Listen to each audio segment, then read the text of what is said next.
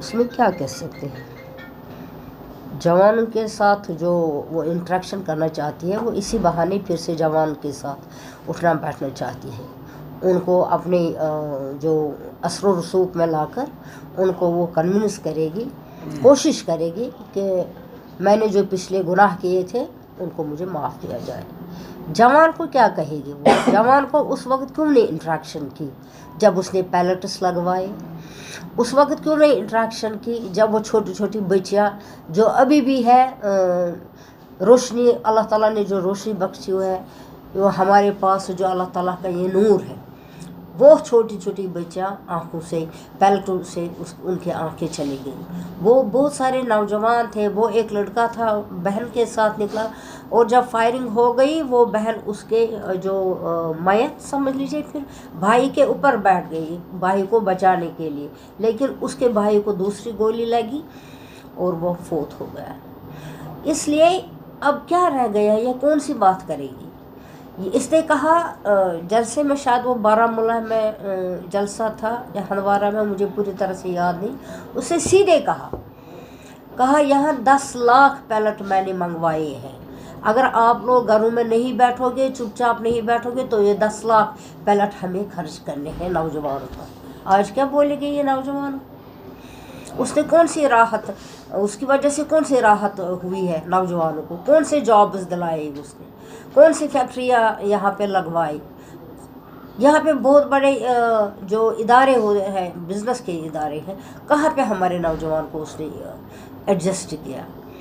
کن نوجوانوں کو اس نے ایز چیف منسٹر ان کو لون دیا 20 لاکھ 40 لاکھ، تاکہ ان کی بھی زندگی کسی جگہ وہ بھی کچھ نہ کچھ کر لیتے اور اپنا جو روزی روٹی وہ کما سکتے تھے؟ نہیں کیا۔ اس وقت وہ ہوا میں اڑتی تھی۔ جب وہاں پہ ہوم منسٹر آئے تھے، ہوم منسٹر کے ساتھ جب وہ بیٹھی تھی راج ناتھ جی، جب وہ بیٹھی تھی اس نے سیدھے کہا، وہاں بہت سارے جرنلسٹ تھے، تو جرنلسٹ ان کے ساتھ وہ اس طرح سے اس نے برتاؤ کیا، ایسے ان کو مخاطب ہو کر محبوبہ جی نے کہا ہے اور گچھو گڑ چائے داما۔ ان کا طور طریقہ یہی تھا، ان کا طور طریقہ یہی تھا۔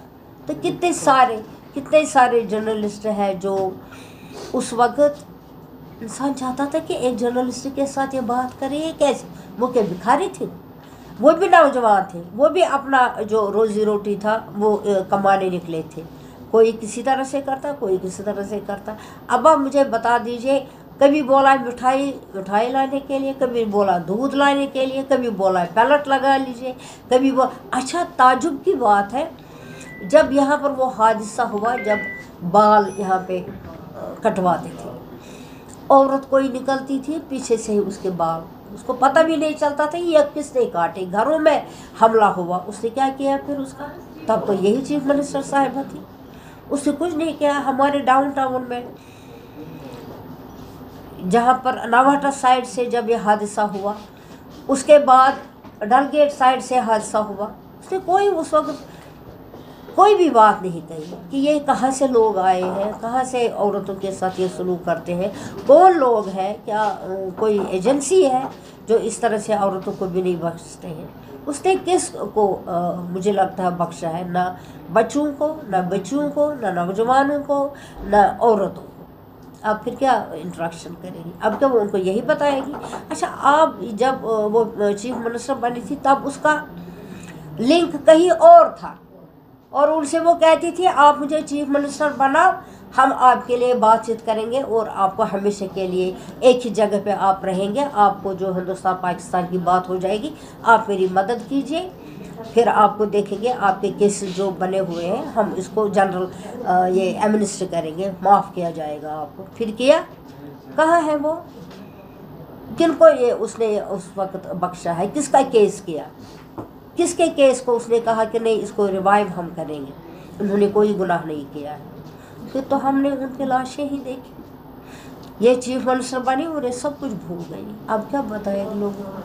اب بتائے گی یہ، اب اسی بہانے یہ جانا چاہتی ہے، لوگ اس کو ایکسیپٹ نہیں کریں گے، یہاں کے لوگوں نے وہ کبھی اس کو معاف نہیں کریں گے۔ اس نے بہت سارا کچھ کیا ہے یہاں پر، बहुत सारा हमने भुगता है इसकी वजह से। 370 का कैसे ख़त्म हुआ, जीएसटी इसने कैसे लगवाया यहाँ पे, हमारा जो झंडा था वो किसने बेचा हिंदुस्तान को, इसी ने। उस वक्त उमर अब्दुल्ला साहब ने इसको कहा कि हम आपको सपोर्ट देंगे, आप ही चीफ मिनिस्टर बनो, आप ही अपने मिनिस्टर्स को बनाओ, मगर हमें इनको यहाँ मत लाओ। मगर इसने ऑलरेडी किया हुआ था, इसने उनके साथ बातचीत ऑलरेडी की थी। और यहाँ पर हुकूमत, उन्होंने कहा ठीक है हम आपको तख्ते से अलग करना चाहते हैं। उन्होंने 1 मिनट में ऑर्डर किया और इसने ये भी नहीं कहा उनसे ज़रा मैं प्रूव करूँ अपनी मेजॉरिटी, मैं ये नेशनल कॉन्फ्रेंस से मदद मांग सकती, बाकी दूसरे जो लोग ये पार्टियाँ हैं उनसे मदद मांग सकती थी। उसने कुछ नहीं कहा, उसने कहा बस दैट इज़ ऑल। हुकूमत गई तो गई और यहाँ से हम मुसीबत में फंस गए। 370 ख़त्म हुआ because of this ex chief minister महबूबा जी। और जो हमारे लड़के ज़ख्मी, वो अभी भी ज़ख्मी है। और यहाँ के जो दिल है, हमारी नौजवानों के जो दिल है वो अभी भी मजरूह है, क्योंकि इसने ऐसे कारनामे किए। शुक्रिया।